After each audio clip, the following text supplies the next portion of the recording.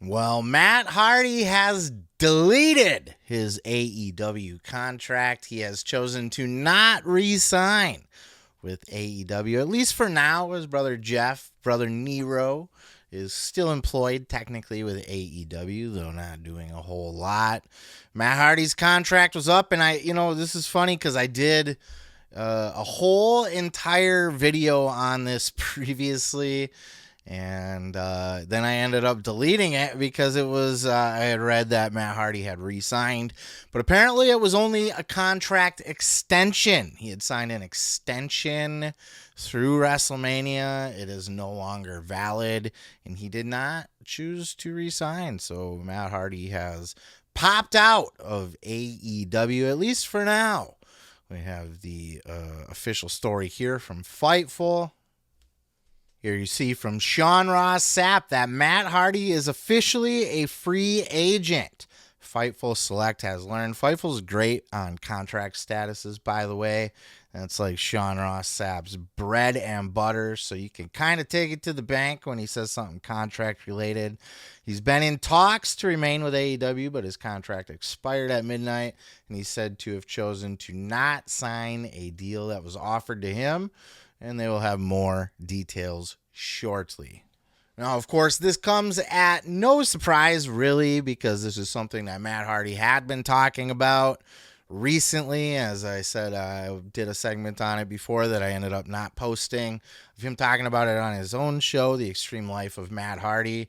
But before all the WrestleMania hoopla took over, he was on the Insight podcast with Chris Van Vliet, and he added a little insight into his contract status, which we now know to have played out to him not re-signing. Check out this clip. It's been pretty public that your AEW contract's coming to an end. Mm-hmm. What are you thinking about when you're thinking about what's next? If it's re-signing there, if it's going back to WWE, what's important to you at this stage of your life? What's important to me, I think more than anything else right now, is just like the legacy of Jeff and I. Because, we do get that. We get mentioned in the conversation of the greatest tag team ever. Of course. And we want to help younger teams. We want to build teams. But also you have to be put into a position to succeed where you do seem like relevant, where you do seem like you're at the top of your game. You can't just go out there and get beat every single week. So it's very important to me that we're utilized in the right way so that when we do have a program with someone and we build to a big match, and when they beat us, then it means something. Because if you just get beat without reason, it doesn't really mean anything. And there's still a lot of people you came by and you saw our line today. Huge. We started at 4 p.m. And we signed nonstop until after 10, which is what, but once again, that shows there's demand for us. And if we can get in the ring and we can still do things well and wrestle well, we don't have to be Darby Allin now, or we don't have to be like a young Sammy Guevara. We don't have to do those things. But if we can wrestle well in the ring and go with these guys, then we're good. And I think me and Jeff being featured in a solid position is something I would like to see. I love AEW. I think AEW is very important for the wrestling industry. Tony Khan is a good human being. He has treated me very well. He's one of those guys, if I didn't have to work for a pay-per-view week, he said, go home and be with your kids. And he was always cool with that. So that's something I'm very grateful for. I just want to make sure myself and Jeff are looked upon as an important act, as an important part of AEW, and treated as such and handled as such. That's something that is very important to me. So Matt's hang-up seems to be that he feels like he's being underutilized in AEW, and he even talks about him and Jeff as a team being underutilized, that they should still be strong representation in the tag team department, so maybe not be the tag team champions, but be feuding with the champions, really be that anchor, strong, hold down foundation for the tag team division and just be shown and represented as the stars that they are. Now, this is nuanced to me, at least now this is just my personal take on this. Okay. You're going to have a different outlook perhaps, but for me, look, the Hardy Boys are legends. There's no doubt about that. There's no arguing that. Everything they've accomplished in this business, they are one of the most iconic tag teams in pro wrestling history, and they will go down as probably easily top 10, if not top 5 greatest tag teams to ever do it. They've won championships all across, multiple promotions. They've been the longevity, they've been around since the Attitude Era, and they're still going strong. But I think Matt Hardy has overvalued himself here. Matt Hardy is not an entertaining guy to watch or listen to, for that matter. I like him in general. Like I do like Matt, and I listen to him and John Alba on The Extreme Life of Matt Hardy. But Matt's just kind of meh. He doesn't excite the world, It's not like anybody's ever looking at Matt Hardy and going, oh boy, they're really dropping the ball with Matt Hardy. Oh boy, I just really want to see more Matt Hardy on my TV. And he'll cite, that they have all of these fans and they have a vocal fan base, and that when they do autograph signings, the line is a mile long, and all of that is correct. They do have a very strong fan base, and on the convention circuit, they're a huge draw. But are they a huge draw to AEW now? They could be booked different and could be a better draw for AEW. They could certainly be a bigger draw as the Hardy Boys. But then I want to bring in Exhibit B here. And that's that Matt and Jeff Hardy were going to win the tag team titles before Jeff got arrested for what? His how manyth DUI? Coming right off the heels of Sonny killing somebody during a DUI. So, a repeated DUI. So, Jeff, not a good look at the time. And it was multiple times. And remember, this was just after he had left WWE not too long before that, he just kind of wandered off into the crowd, and who knows what the fuck he did or when or why he was going that direction. People thought he was on drugs, and he swore up and down, no, I'm clean, I'm good, I've been good, everything's good. And I bought it. That's what pisses me off about Jeff is, look, man, I get it. Addiction's hard. It's an everyday struggle. It is not a one, people that, and thankfully I don't have that issue or have it in my family, but I know people who do. And addiction is an everyday struggle. It's not something that you just kind of get past, But you also, you came out and you lied to everybody's face. You said you were good and then got popped for a DUI like 2 weeks later.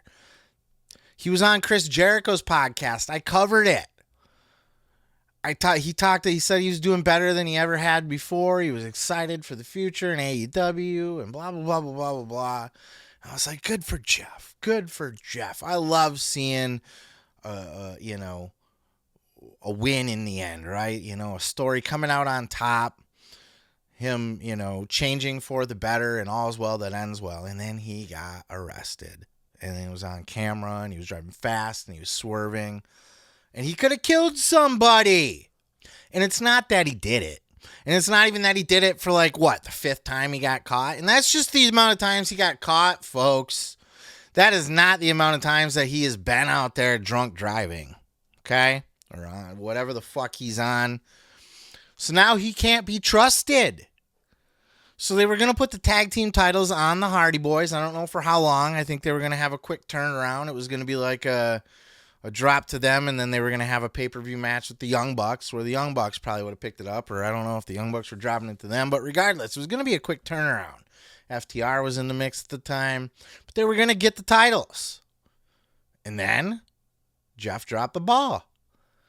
And now Matt can come out, and he has been. He's saying, oh, Jeff's in a better place than he ever has been, and he's been doing so good. Yeah. Heard that story before a bunch of times. Sorry. I said it when Jeff got arrested this last time. It was been well over a year now, so he's been okay since. But I said it then. I'm done with Jeff Hardy. I was pissed because of the Chris Jericho. He came out on Chris Jericho's podcast and just talked about how great he was doing, how he's turned his life around, just like Matt's saying now about Jeff. and then he got that arrest. So it's like, no, he hasn't, and he's lying about it on top of that. And that's what addicts do, and I'm not mad at him completely for that, but it all adds up. And for those reasons, I don't blame Tony Khan for just being like, you know what, fuck Matt Hardy, or fuck Jeff Hardy. I'm not putting the titles on them. I'm not going to push them to any significant. Now, it's been enough time where I think you could book them in a program at least, give them some kind of something. But I think Matt is highly overrating their worth as the Hardy Boys, because where are they going to go? Where's he let his contract up? Does he think he's going to have a hot return to the WWE where he will be featured as prominently as he would like to be?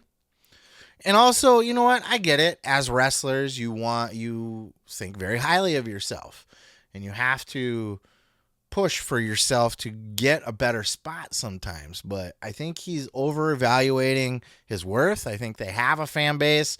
I think they're household names. I think they're one of the greatest tag teams in history. I also think here, now in 2024, I don't think they're going to be big difference makers to the business at all. And especially for AEW, who doesn't know how to use guys that are worth money. And that's not to say, the Hardys are worth money. Let me step that back a little bit. They could be making money off merch. They could be making money off all kinds of different shit with the Hardys and nostalgia, and be putting them in top tag team matches and shit. But it is what it is. Tony's not a good booker anyway. I can concede that he's not using the Hardys properly, but I also don't think that the Hardys deserve the big, huge push that I think Matt thinks that they deserve. I think he's overestimating his value, and I think he's going to quickly find himself back out on the indies doing indie shots.